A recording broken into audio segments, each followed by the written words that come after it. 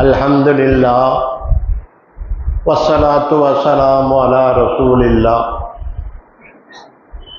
قال الله تعالى في كلامه الأعلى أعوذ بالله بفضل بسم الله إن الله وملائكته يصلون على النبي يا أيها الذين آمنوا صلوا عليه وسلموا تسليما اللهم صل على سيدنا محمد وعلى آل سيدنا محمد وبارك وسلم عليه. கண்ணியமிக்க அல்லாஹ்வுடைய மிக மிக நெருக்கமான ஆரிஃபு பில்லா ஷைஹ்மார்கள் அவர்களே, குலஃபாக்களே, முரீதின்களே, முரீதாக வேண்டும் என்று ஆசையோடு ஆர்வத்தோடு இருக்கக்கூடிய ஜமாத்தார்களே, கண்ணியமிக்க அல்லாஹ்வின் மேலான நல்லடியார்களே, தற்காலத்தில் மிக மிக தேவைப்படக்கூடிய ஒன்று குடும்பவியல். குடும்பவியல் சீராக இருந்தால் இஸ்லாமிய சமுதாயம் சீரடையும். குடும்பவியலே சீராக இல்லை என்றால் இஸ்லாமிய சமுதாயமே சீரழிந்து கொண்டே இருக்கும். இதை சொல்லக்கூடிய ஒரு காலகட்டத்திலே நாம் இருக்கின்றோம். கண்ணியமிக்கவர்களே, இஸ்லாமிய சமுதாயம் சீராக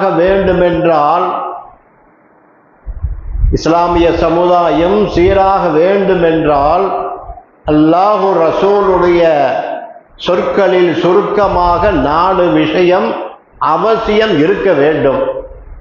அந்த 4 விஷயம் அவசியம் இருந்தால்தான் இஸ்லாமிய சமுதாயம் சீரடையும். கண்ணியமிக்கவர்களே, அந்த 4 விஷயத்தை சொல்லுகின்றேன். அந்த 4 விஷயமும் பரிபூர்ணமாக இருக்க வேண்டும் என்றால் ஒரு ஷேகுமார்களுடைய தொடர்பு அவசியம் வேண்டும் என்பதை காலம் சொல்லிக் கொண்டிருக்கின்றது. அவசியம் தேவை. 15 வருஷத்துக்கு 20 வருஷத்துக்கு முன்பதாக உள்ள பெரும்பெரும் உலமாக்கள் இடத்துல நான் பேசியிருக்கின்றேன். பெரும்பெரும் உலமாக்கள், புலவர் போத்திய பொன்னாடை, எவ்வளவு பெரிய ஆலிம். பெரும்பெரும் ஆலிம்களிடத்தில் பேசும்போதெல்லாம் சில காலங்கள் ஷேகுமார்களா ஏதோ ஒதுக்கிட்டு போன மாதிரி ஒதுக்கிட்டு போயிடுவாங்க. எங்ககிட்ட பேசினாங்க. ஆனால் அல்லாஹ் அவர்களுக்கு ஹிதாயத்தை கொடுத்து அவர்கள் செய்த நல்ல பணியை நான் காரணமாக ஒரு ஷேகனுடைய தொடர்புக்கு பின்பதாகத்தான் அவர் வஃபாத்தானார்கள். கண்கூடாக பார்த்தேன். புலவர் போத்திய பொன்னாடை அவர் எங்களுடைய உறவு. பல மணி நேரம் நாங்கள் பேசியிருக்கிறோம். ஒத்துக்கிறவே இல்லை தரிக்கத்தை. கடைசியாக எங்களுடைய ஃபைஸு நாயகம் அவரிடத்திலே சென்று மன்றாடி மன்னிப்பு கேட்டு பையத்து வாங்கினார்கள். அதே மாதிரி சித்திக் தாவூதியாவில் தெரியாதவர்கள் யாரும் இருக்க முடியாது. பல விதத்தில் பல கேள்வி கேட்டார்கள். கடைசியாக அல்லாஹ்வுடைய ஃபضல் எங்கள் ஷேக நாயகத்தை தேடி பிடிச்சி வந்து பையத்தானார்கள். இது நான் எதுக்கு சொல்லுகின்றேன் என்றால், இஸ்லாமிய சமுதாயம் சீரழிஞ்சு கொண்டே இருக்கின்றது. ஆனால் பெரும்பெரும் ஆலிம்கள் எல்லாம் கடைசியிலே உணர்ந்து ஒரு ஷேகை தேர்ந்தெடுத்தார்கள். அதற்காக சொல்லுகின்றேன். ஆக வெறும் பையத்து என்ற நோக்கத்தில் மட்டும் நான் சொல்லவில்லை. அதோடு சேர்த்து குடும்பவியிலே நீங்கள் சீராக வேண்டும் என்றால் ஒரு பையத்தினுடைய ஒரு ஷேகுடைய தொடர்பு அவசியம் வேண்டும். கண்ணியமிக்கவர்களே, குடும்பவியில் நாம் சீராக இருக்க வேண்டும். அதுக்கு 4 காரணம் சொன்னேன். முதல் காரணம் முதன்மைப்படுத்துதல். எதை முதன்மைப்படுத்துதல்? அதில் நாம் இருக்கின்றோமா என்று பாருங்கள். முதன்மைப்படுத்த வேண்டும். எதை முதன்மைப்படுத்துவது? மறுமையை முதன்மைப்படுத்துவது. என் ஷேக் நாயகம் ஜமால் சர்க்கார் அடிக்கடி சொல்லுவார்கள், கவுல் ஃபஅல் இத்திகாது. ஒரு மனிதனுடைய சொல், செயல், எண்ணம் 3மே நீ பேசும்போதாக இருந்தாலும் சரி, நீ கேட்பதாக இருந்தாலும் சரி, நீ செய்வதாக இருந்தாலும் சரி, மறுமையை முதன்மைப்படுத்து. அந்த மதுமையை முதன்மைப்படுத்தக்கூடியது நம்ம இடத்தில் வருகின்றதா? 5 நேரம் தொழுகின்றோம், இபாதத் செய்கின்றோம், அல்ஹம்துலில்லாஹ். ஆனால் முதன்மைப்படுத்தக்கூடிய மறுமையை பற்றி நாம் முதன்மைப்படுத்துகிறோமா? சொல்லால் முதன்மைப்படுத்துகின்றோமா? இந்த சொல்லை நாளை மறுமையிலே அல்லாஹ் கேட்டால் என்ன செய்வது? செயலால் முதன்மைப்படுத்துகின்றோமா? இதை செய்கின்றமே, நாளை மறுமையிலே இதை பற்றி கேட்டால் என்ன செய்வது? இப்படி சொல் செயல் என்னத்தால் நீ முதன்மைப்படுத்துவது என்று குறைந்து விட்டது. யாரும் மறுமையை சீக்கிரமாக சிந்தனைக்கு கொண்டு வரவில்லை. அதுக்கு என்ன காரணம்? எல்லாம் தொழுகிறோம், நோன்பு வைக்கிறோம், ஜகாத்து கொடுக்கிறோம், எல்லாம் செய்கிறோம். ஆனால் முழுமையாக இந்த 3 அடிப்படையிலே முதன்மைப்படுவது நமக்கு வரவில்லை. அதற்கு ஒரே ஒரு காரணம், ஒரு ஷேகுமாருடைய தொடர்பு இருந்தால் இருந்தவர்களுக்கு மட்டும்தான் வருகின்றது. அனுபவிச்சு சொல்லுகின்றேன். 25 வருஷமாக இமாமாக பணியாற்றினேன். 15 வருஷமாக பாக்கியாத்தில் ஓதி பற்ற பெற்றேன். இபாதத்து இருந்தது. ஆனால் முழுமையாக முதன்மைப்படுத்துவது என்பது என் ஷேக்நாத்துடைய காலடியில் நான் இருந்த பின்புதான் வந்தது. அதுக்கு முன்பதாக இபாதத்து இருந்தது, 25 வருஷம் இருந்தது, முழுமை வரவில்லை. ஆகையினால் முழுமையாக வர வேண்டும் என்றால் தயவு செய்து ஷேகுமார்களை சீக்கிரம் கைப்பிடிங்கள். அதுவும் பள்ளப்பட்டியை பற்றி சொல்லவே தேவையில்லை. அல்லாஹ் கொட்டியிருக்கான்னு சொல்லலாம். ஷேகுமார்களுக்கு அல்லாஹ் எப்படியே சொல்லி எங்கேயோ இருந்து அல்லாஹ்வுடைய உலகத்தில் இருக்கக்கூடிய இந்த ஷேகுமார்கள் பள்ளப்பட்டியிலேயே இந்த இருக்க வைத்திருக்கிறார்கள் என்றால் ஏமாந்து விடாதீர்கள். இந்த தர்த்தீப் இருந்தால் முதன்மைப்படுத்தக்கூடிய மறுமை சிந்தனை நமக்கு வரும், இறை எச்சம் நமக்கு வரும், இறைவனுடைய பயம் நமக்கு வரும். இந்த முதன்மை இல்லை. ஏதோ ஒருக்க பேசினால் வரும், ஆமா அல்லாஹ் ஒருத்தன் இருக்கான், மறு உலகம் ஒன்று இருக்கு, அவன்தான். ஆனால் சொல் செயல் எண்ணத்தில் ஒவ்வொரு நிமிடமும் வருவதாக இருந்தால் ஒரு காவினால ஷேக்குடைய தொடர்பு இருந்தால் தான் வரும். ஆக முதன்மைப்படுத்துதல் சுருக்கமாக முடிக்கின்றேன். இரண்டாவது, நாம் பலகீனமாக இருப்பது அல்லாஹ் ரசூலை பின்பற்றுவது, அவ்வளவுதான். இந்த அல்லாஹ் ரசூலை முழுமையாக பின்பற்றுவதற்குள்ள வழியை நமக்கு காட்டக்கூடியவர்கள் ஷேகுமார்கள் தான். உலமாக்கள் சிலதை சொல்லலாம், சிலதை சொல்ல முடியாது.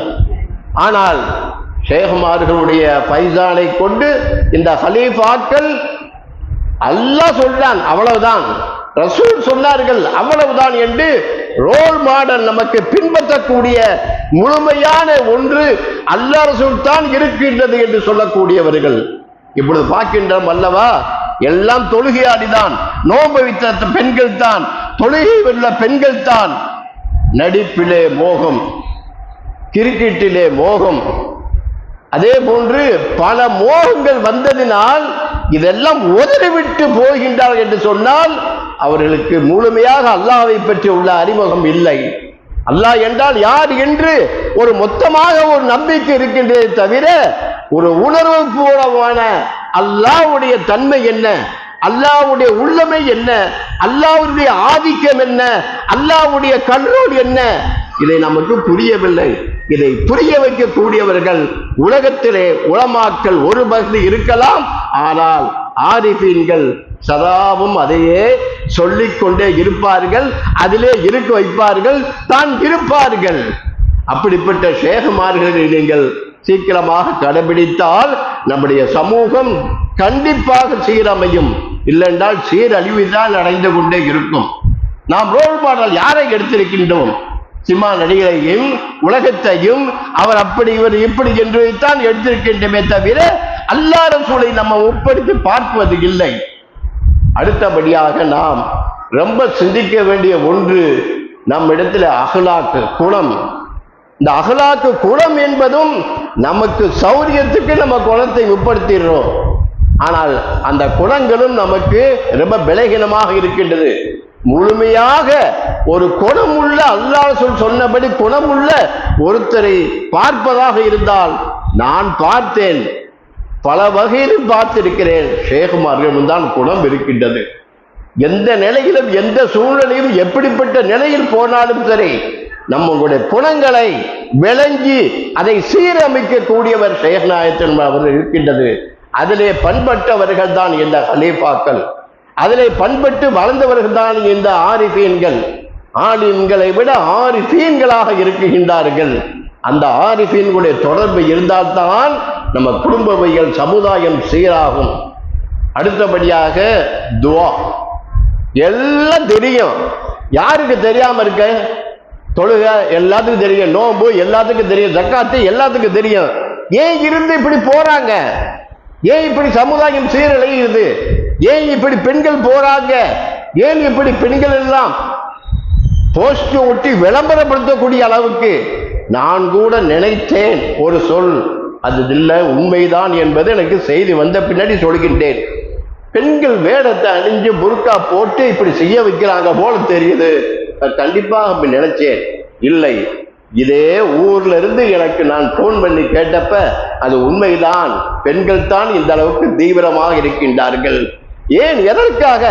அறிவு எங்கே போய்விட்டது? அறிவு அப்படியே செலவு பண்ணி விட்டு விட்டது. அல்லாஹ் ரசூல் சொன்னான் என்பதை எடுக்கவில்லை, ஹதீஜா நாயகத்தை எடுக்கவில்லை, ஆயிஷா ரலியல்லாஹு தஆலா எடுக்கவில்லை, ஃபாத்திமாவை எடுக்கவில்லை. ரோல் மாடலாக துன்யாவிலே யார் யாரையும் ஏற்படுத்தினேன் காரணமாக இபாதத் எல்லாம் எங்கேயே போயிட்டு எனக்கு ஜும்மா கிடைக்காட்டும் பரவாயில்லை, அவனை பார்க்க முடியவில்லையே. சில பேர்கள் அழுகிறார்கள். என்னென்ன எங்க மண்ட மூளை செலவு செய்யப்பட்டுக் கொண்டிருக்கின்றது. இதையெல்லாம் விட ஒரு ஷேகுடைய தொடர்பு இருந்தால் அங்குதான் நிற்கும். அப்படிப்பட்ட சீரமைக்கக்கூடியவர்கள் தான் உலமாக்கள். ஆக இந்த உலமாக்கள் எல்லா உலமாக்கள் சொல்லியிருந்தாலும் இன்னைக்கு நம்ம குடும்பத்துல துவா முக்கியம். துவா வேற வழியே இல்லை. யாருக்கு தெரியாம இருக்கும் இது தப்புண்டு? யாருக்கு தெரியாம இருக்கும் இது ரைட்டு, இது ஹலாலு, இது ஹராமு? யாருக்கு தெரியாம இருக்கும்? எல்லாத்துக்கும் தெரியும். ஆனாலும் கூட போய் தவறுதலாக விழுந்து கொண்டிருக்கின்றார்கள். ஆகவே கணவன் மனைவிக்கும், மனைவன் கனவிக்கும், குடும்பத்தார்களுக்கும், சமுதாயத்துக்கும், சமூகத்துக்கும் துவா செய்ய வேண்டியது. அதுக்கு மேல வழி இல்லை, துவா தான். அந்த துவாவும் நாம் செய்வோமையானால் இஸ்லாமிய சமுதாயம் சீராகும். எல்லாம் யோசிச்சு பாருங்கள். இதை எங்க அல்லாஹ் சொல்லியிருக்கன்னா ஷேகுமாரை தேர்ந்தெடுக்கப்படி என்று சொல்லிக்கிறான் பெற்றால் ஆயத்துக்கு ஆயத்து ஷரீஅத்தும் இருக்கு, தரீக்கத்தும் இருக்கு. ஷேகுமான்னு சொல்லுவாங்க. ஆயத்துக்கு ஆயத்து தரீக்காவுடைய அர்த்தம் இருக்கு, ஷரீஅத்துடைய அர்த்தம் இருக்கு. நல்லா பாருங்க, உங்களுக்கு தெரியாம இருக்கலாம். உதாரணமாக நிக்காஹ் சபையில என்ன ஃபத்வா ஓதுறாங்க? யா அய்யுஹல்லதீன ஆமனுத்தகுல்லாஹ். நான் 3 தடவை 4 தடவை அதே தான் ஓதுறாங்க. என்னைக்கா நம்ம செஞ்சோமா? ஏன் 6666 ஆயத்து இருக்க இந்த தக்குவாவுடையதை மட்டும் ஏன் திருப்பி திருப்பி சொல்றாங்க? நினைச்சோமா? அந்த தக்குவாவில் எத்தனை தக்குவா இருக்கிறது தெரியுமா? ஷரியத் தக்குவா என்ன, தரீக்க தக்குவா என்ன? அதுக்கு முன்னாடி ஹக்கீகத்து மஅரிஃபத்துனா அப்புறம் போவோம். இந்த ரெண்டுல சரியா இருக்காமா? நம்ம தரீக்கத்து தக்குவாவை பத்தியே நமக்கு சிலருக்கு தெரியாம இருக்கும். ஷரியத் தக்குவா, தரீக்க தக்குவா ரெண்டையும் அமைச்சு கொள்ள வேண்டும் என்பதற்காகத்தான் அதுல ஹக்கீகத்து மஅரிஃபத்து 4 தக்குவா பற்றி குர்ஆன்ல அல்லாஹ் சொல்கின்றான். யா அய்யுஹல்லதீன ஆமனூ, ஓ ஈமான் கொண்டே, இத்தகுல்லாஹ் சும்மத்தகவு குர்ஆன்ல ஆயத்து சொல்றான். அது என்ன? ஈமான் கொண்டவரை தக்குவா செய்யுதுன்னா பரவாயில்ல, பின்பும் தக்குவா செய்யுங்க, பின்பும் தக்குவா செய்யுங்க, பின்பு முஃபஸ்ஸிரீன்கள் 4 தரீகாவையும் சொல்லுகின்றார்கள். ஆக நம்முடைய வாழ்வு சமுதாயம் சீராக வேண்டும் என்றால் இப்பொழுது வாருங்கள், ஒரு ஷேகுடைய தொடர்பு இருந்தால்தான். இல்லை என்றால் இபாதத்து என்ற வகையில எல்லாத்துக்கும் இருக்கலாம். ஆனால் எல்லாம் இருந்தும் மூளை செலவைக்கு ஆளாயிடும். அந்த மூளை செலவை செய்து எதில் கொண்டு போய் லலாலத்தில் முடியும் என்பது நாம் தெரிந்த விஷயம்தான். ஆக கண்ணியமிக்கவில்லை, சிறப்பான இந்த மஜ்லிஸிலே அல்லாஹ் என்னை பேச வைத்திருக்கின்றான். ஏண்டா நம்ம அப்படி பயான் செஞ்சு வரணும்லாம் இல்லை. பெரிய பெரிய பயான் செஞ்ச மகான்கள்லாம் இருக்காங்க, பெரியவங்கெல்லாம் இருக்காங்க. இருந்தாலும் அழகிய மஜ்லிஸாக இருக்கிறது. என் ஷேக்னா சொல்லுவான், நீங்க மண்டபத்தை விட பள்ளிவாசல்ல கல்யாணம் வச்சா பயான் செய்யுங்க. அது ரொம்ப 100% உண்மை. மண்டபத்தில் இவ்வளவு அமைதி பார்க்க முடியாது. ரொம்ப அமைதியாக இருந்ததுனால அல்லாஹ் எனக்கு சில வார்த்தைகளை சொல்ல வைத்துட்டான். ஆனால் இப்பொழுது இந்த குடும்பத்தார்களுக்கும் ஆரம்பமாக நான் சொல்லுகின்றேன், அந்த பெண்ணுடைய தகப்பனரும் ஒரு ஆரிஃபினுடைய சூபத்திலே வந்தவர்கள். அந்த பெண்ணுடைய தாயாரும் ஒரு ஆரிஃபினுடைய வளர்ப்பிலே வந்தவர்கள். இந்த பெண்ணும் அந்த ஆரிஃபினுடைய வளர்ப்பிலே வந்தவர்கள். கொடுத்து வைத்த மணமகன். மணமனை பற்றி எனக்கு தெரியாது, ஆனால் கொடுத்து வைத்த மணமகன். நீங்களும் கூடிய சீக்கிரத்திலே லேட் பண்ணாமல் அந்த ஆரிஃபினுடைய கரம் பிடித்து அல்லாஹ்வை அறிந்து விளங்கி உணர்ந்து, அல்லாஹ்வுடைய கடமையை அறிவது வேறு, அல்லாஹ்வை பற்றிய அறிவது வேறு. அது ஷரியத். அல்லாஹ்வை பற்றிய அறிவது தரீகத். அல்லாஹ்வை பற்றிய நாம் அறிந்து, அதிலும் குறிப்பாக அல்லாஹ்வை இலாஹ ஆக்கி வாழ்ந்து, அல்லாஹ்வை ரப்பாக ஆக்கி வாழ வேண்டும். ஏன்? இந்த துன்யாவிலும் அல்லாஹ் தான் ரப்பு, கபிரிலும் அல்லாஹ் தான் ரப்பு, நாளை மறுமையிலும் அல்லாஹ் தான் ரப்பு. அப்படிப்பட்ட கலிமாவை அல்லாஹ்வை ரப்பாக ஆக்கி வாழ்வதற்கும், நாம் அதே மாதிரி வாழ்ந்து அல்லாஹ்வை ரப்பாக ஆக்கி அவனை சந்தோஷத்தோடு நாம் அவனை பார்ப்பதற்கும், அவன் நம்மளை சந்தோஷமாக பார்ப்பதற்கும் அல்லாஹ் தௌபீக் செய்வானாக.